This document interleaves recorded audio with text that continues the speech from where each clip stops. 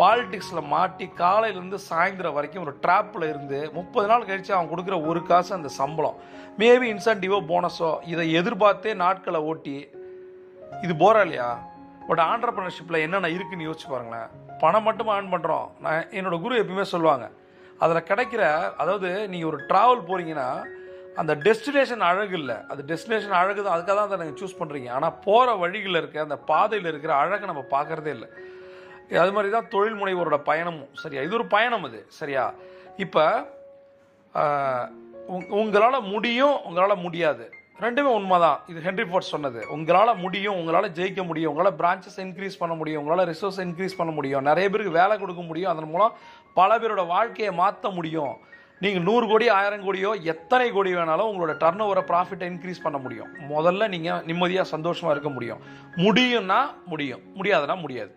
அப்போ ஏன்